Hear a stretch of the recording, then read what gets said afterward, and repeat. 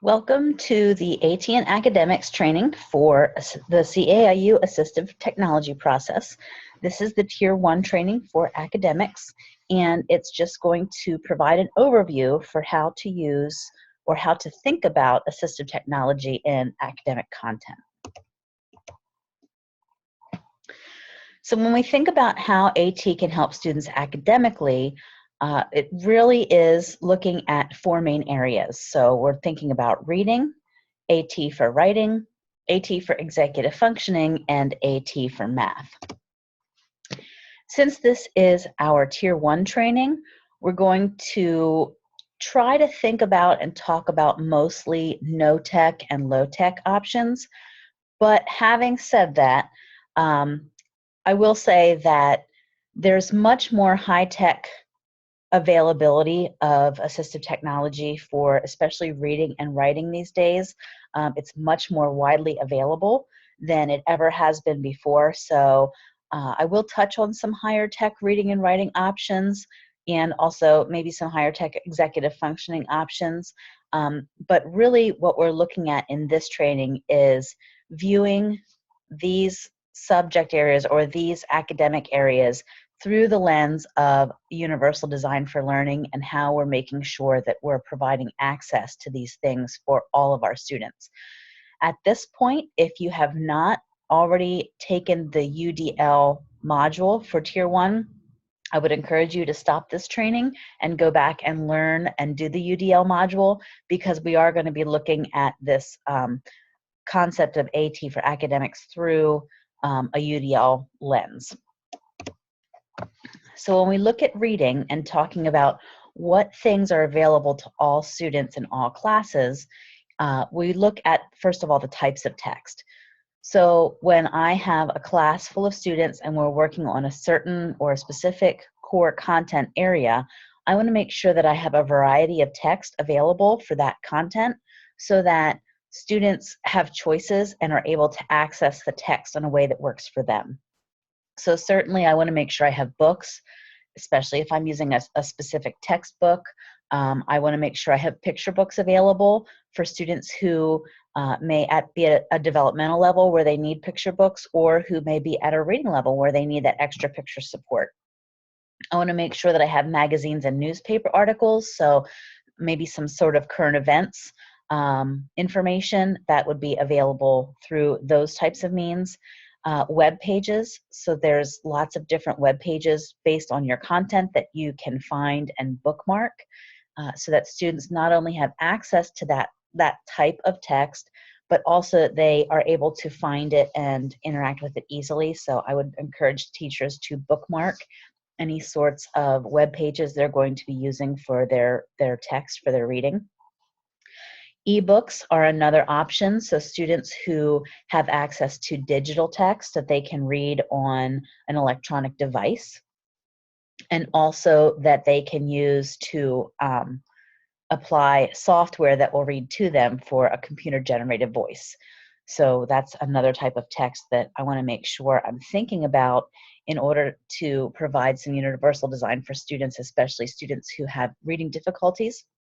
Audiobooks, and the difference between an audiobook and an ebook, if you're unsure, is an audiobook is a book that is a human narrated book. So this is a book, whether the student has access to the text or not, that is read by a human reader. So this could be like if you go to the library and get a CD of an audiobook and you pop it in your car and you're just listening to someone read the book, you're not accessing the text. Or if you subscribe to a service where you can have the text in front of you and you're hearing the human reader while you're following along with the text. That's an audiobook. An ebook is where you just have the text and it's not being read aloud, so you're just reading it digitally on your book reader or on your tablet or on your computer or on the web. And then you could also apply software to have it read with a computer voice, not necessarily a human voice. And then finally, access to the library.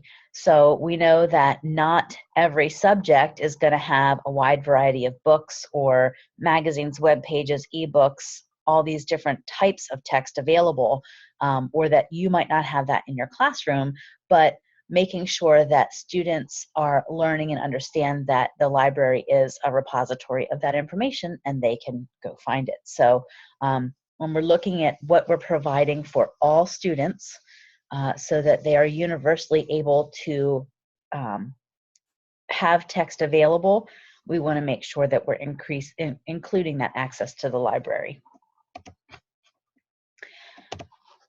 We're going to think about two questions as we go through this reading portion, and those two questions are: is there text available, and can the students use it?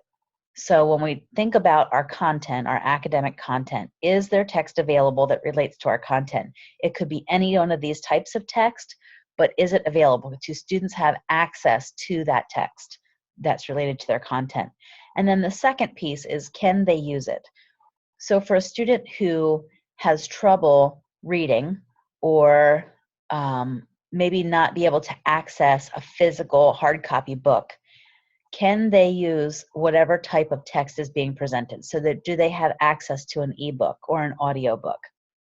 For a student who has difficulty navigating the web, are web pages bookmarked so that they can get to it? So those are the two things that we're going to keep in mind when we look at reading through our universal design lens. The next thing we're going to talk about is the type of content. So we want to make sure that we have a variety of different types of text available. We want to make sure that students are accessing it, and we want to make sure that it's tied or relative to our content.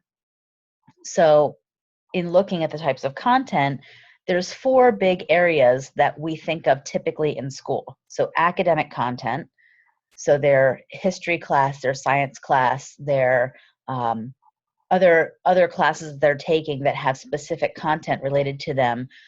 Do they have text available and accessible to them related to that type of content? And again, we're going to think about both of our questions. So if I'm talking about history, do I have text available? And if I can't access that hard copy of my history textbook, how am I going to have other types of text available to me? And can I use it? So if that textbook is written at a level that I cannot read at as a student, how am I going to be able to use that textbook, and what's available so that I can get that information and it's that the text is accessible to me? So certainly academics is a big part of the school environment, but we can't forget the functional aspect.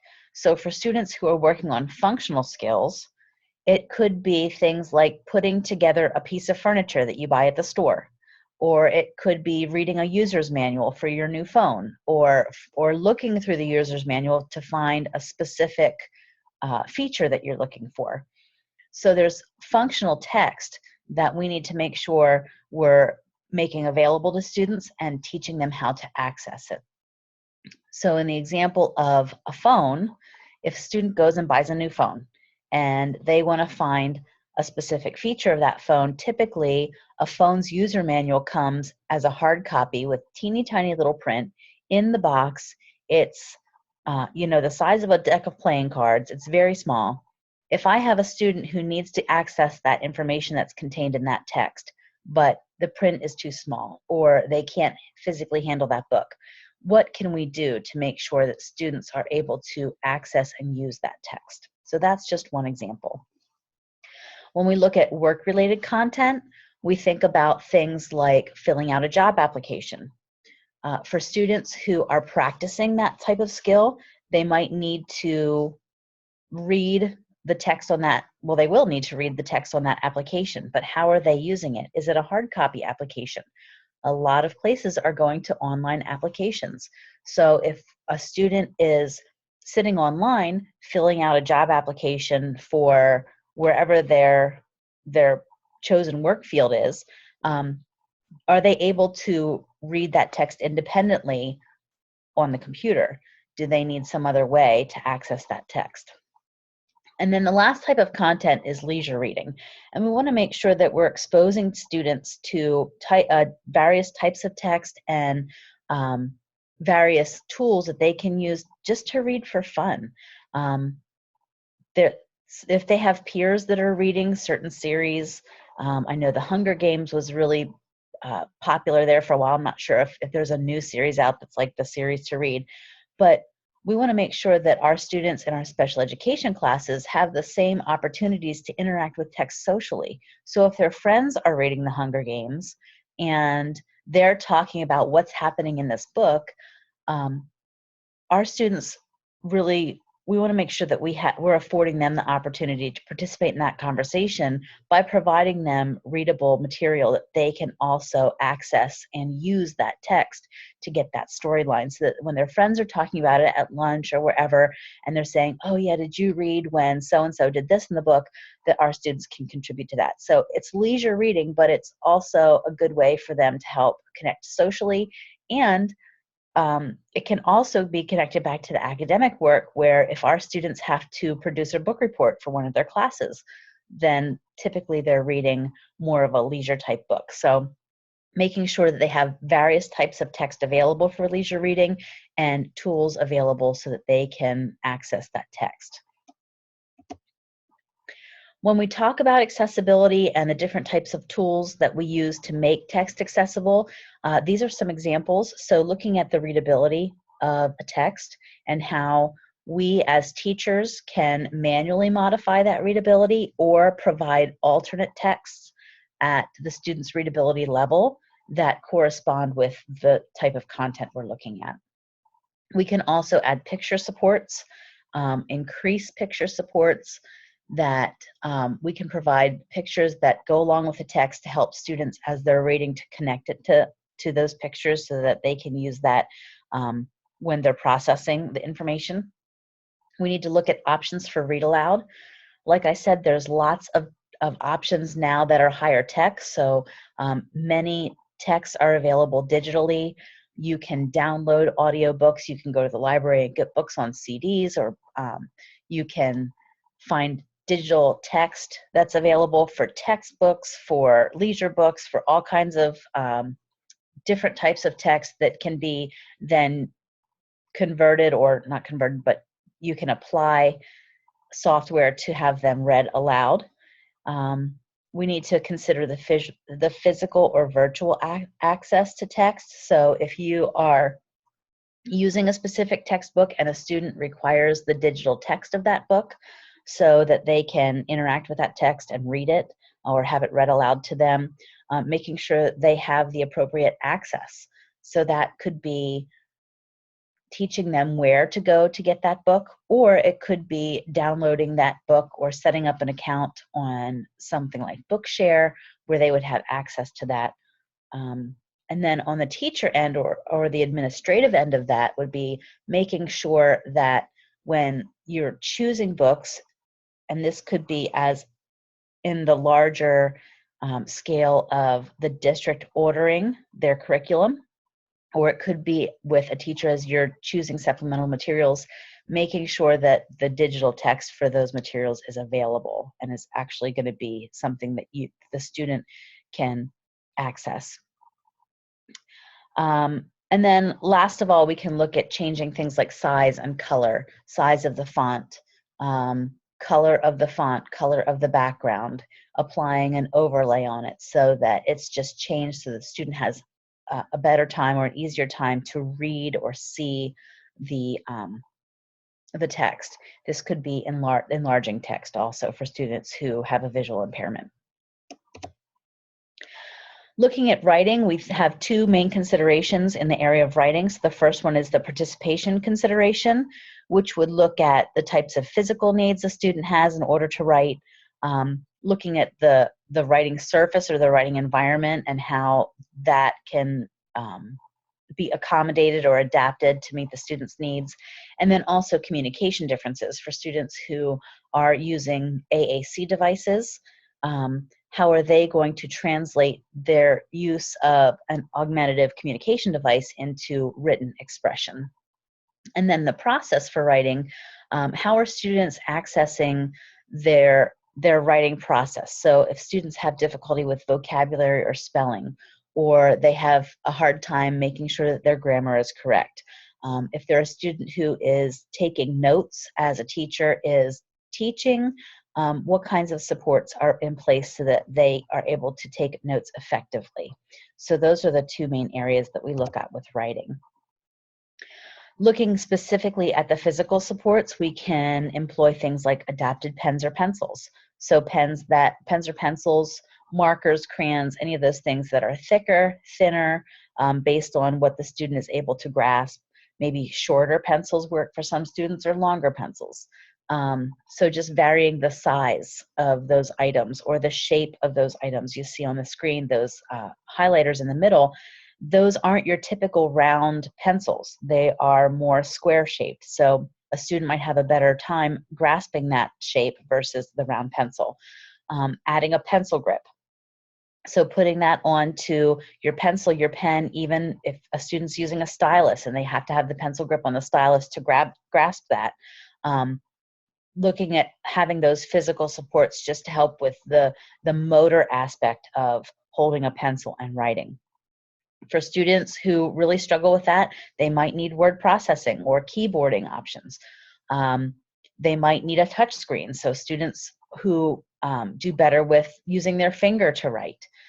We have options for that now because we have tablets and we have touchscreen computers and things like that we can use as an assistive technology device that provides a way that they can write better or easier for them. For students who are required to use touchscreens, so for example, if you are in a district that has touchscreen devices for students and are moving away from more of the laptop, just because a student does poorly maybe with their finger on the touch screen, can they have a stylus so that they're holding a utensil to access that touch screen? So looking at both ways, whether a student would require a touch screen that they use their finger on because they have better control motorically of their finger, or if they're using a touch screen and everyone else is using a touch screen, but they really have difficulty with that aspect of using their finger, can we add a stylus or can we add an adapted stylus that they're able to use a different finger instead of their pointer finger, they can use their thumb, or we can make it so if they can't isolate one finger, we apply a stylus, an adapted stylus, that they don't have to worry about isolating a certain finger. Those are examples of other high-tech options that we can look at also. So how can we use other high-tech options to make sure that the physical support of writing is being met? We can also look at adapting the writing surface. So a slant board might be helpful for a student who has trouble with the control of writing on a flat surface. We can adapt papers, so we can print papers that have some color-coded supports on them, like ground grass sky paper. So if you Google ground grass sky paper, you can find templates that you can print that just simply has a blue section, a green section, and a brown section, so that the student can visually see that, for example, the letter G starts in the green or the grass section, it goes up to the line, down to the line, and then my line that goes down from the circular part goes down underneath into the brown or the ground section because it goes underneath the baseline. So that's just an example of that. We also have tactile papers that have the lines actually physically raised a little bit so that when the student is writing on those lines, they can feel their pencil going over the bumps of the lines. And then we have voice controls. So we have voice typing and voice controls like Siri that students can use to control their device if they're writing to go into different apps or different programs, and then as they're writing they can type with their voice and speak what they want to say versus write it out.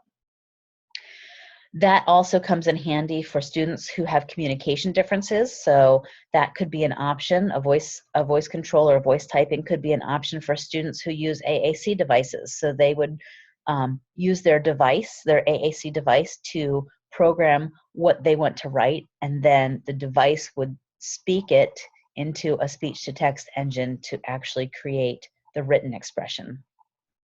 For students who are English language learners, There are options for translation services so that they can either write in their native language or their second language and translate it to check it. So if they're writing in English, maybe they write in English, and then they apply the translation service to put it into their native language so they can check and see, how did this grammar come out?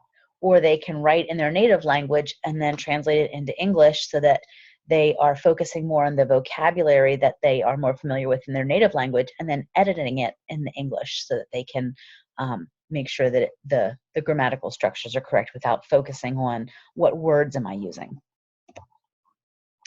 When we look at the writing process, there's lots of different supports we can look at that are low, no-tech supports, so graphic organizers that students can use to help them complete the task and organize their thoughts. Sequencing cards for students who have difficulty writing stories in a proper order or coming up with ideas. Word banks, word walls, and sound walls for students who may need supports for spelling or supports for which vocabulary to use, or using a variety of vocabulary and not just the same types of words and the same structures. Students who are taking notes might need structured or closed notes so that they're spending their mental energy on deciding the appropriate content to put down versus writing lots and lots of information that might be difficult for them physically, or spelling words that maybe are not as important as the key concepts. So having those things already outlined or structured for them and having them fill in the key concepts might be a good support for them. There's spelling and grammar checkers. Most word processing systems have this. Microsoft Word, Google Docs, they have built-in spelling and grammar checkers that students can use.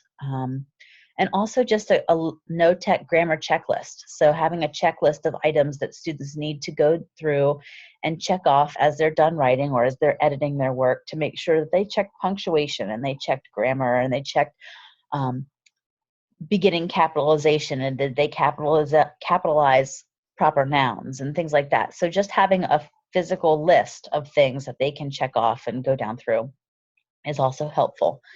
Word prediction is a higher tech option that is built into some systems. Most phones now have word prediction on them as you're texting or typing on your phone. There's words popping up that it's predicting as you're putting in certain characters. There are more robust word prediction softwares that can be purchased or used for students who may have more phonetic spelling structures that are lacking that solid spelling patterns that will recognize those words if they're spelled phonetically. And then lastly, which I had mentioned before, was the text-to-speech or the speech-to-text software that can help students in their writing. Looking at executive functioning, how our students, or what kinds of things can we put in place for all of our students in our special ed classes to support them in their planning and their organization, maintaining their focus, using their time and managing their time, and completing tasks. So we can look at different types of schedules. So some students might need a picture schedule. Some students might need an interactive schedule. Some students might need simply a schedule with their classes listed in order that they can follow along with. So what types of different multimodal schedules can be put into place? Are checklists available? So can we just make checklists available for the routine of the morning? So students have to come in, they have to hang up their backpack, they have to turn in their homework, they have to do their morning activity, they have to say the pledge, whatever the routine is. Just having checklists available that a student can grab it if they need it, or not grab it, or it's written on the board. Making sure that all students have access to different ways to move through that routine. Timers for managing time and task completion. There are a variety of different timers. There's digital timers that's like a kitchen timer. There's time timers, which is like the timer on the bottom left of the screen, where the time that's remaining is actually represented by a shape that gets smaller until the time is gone. So for students who have difficulty with staying on time or completing things in an orderly fashion, do they have access within the room or within their environment to these timers that they can set a timer, or they've been taught how to set a timer and be monitoring that time as it slowly gets smaller and smaller, or less and less. And then having a variety of prompts available. So some students are okay with a visual prompt. Some students might need a verbal prompt, and other students might do better with tactile or kinesthetic prompts. So it could be a card that's placed on their desk that is a certain color that reminds them that they need to pick their lunch for the day, or whatever the task would be. It could be, a quick verbal prompt, tactile or kinesthetic prompt. So it might be a touch, or having them do a certain movement that is useful for helping them to come back and regain their attention or complete a certain task. All of these things are going to have to be explicitly instructed. These are not things that we can just kind of throw out there to a student and have them do. So that's just one thing to keep in mind as you're thinking about what supports your students might need for executive functioning. As far as math, looking at things that we can have available to all of our students to support their math concepts and applications. So do all students have access to calculators? Do they have graph paper? So for students who have difficulty with lining up their numbers and maybe are getting their computations wrong because they're mixing up the numbers, they're mixing up the tens with the ones, or they don't have them lined up. Graph paper is a way that we can provide a support for all students. It's there in the room, and they can grab that and they can use it for lining up numbers. It doesn't just have to be for graphing. Our formula is posted in the room. So if we know that we're working on the associative property for math, is an example of the associative property and that formula posted in the room. So as a student is working on figuring out the computations, they're not having to hold that formula in their head. They can refer to it visually. Having manipulatives, so that if a student is working on a concept in math, or maybe they're reviewing a concept, do they have something that they can physically move to help them make that connection for that concept? And then lastly, another example would be a graphic organizer. So helping students to work through word problems or application problems, and having an organizer that they can use to help them follow along in that process and organize their thoughts. Figure out what information is necessary, figure out if there's unnecessary information, figure out if information is missing. But being able to put that information on a graphic organizer so that they're not trying to hold it in their head all the time, they can work through the steps of that process. So there's lots of resources available online for assistive technology and academics. The website understood.org has pages, separate pages dedicated for reading, for writing, and for math. It gives more information about specific tools, and then also how to apply those tools and why we would need those tools. The protocol for accommodations in reading, or the PAR, is on the Don Johnston website, and that's a really good way of assessing which types of reading accommodations would be beneficial for students.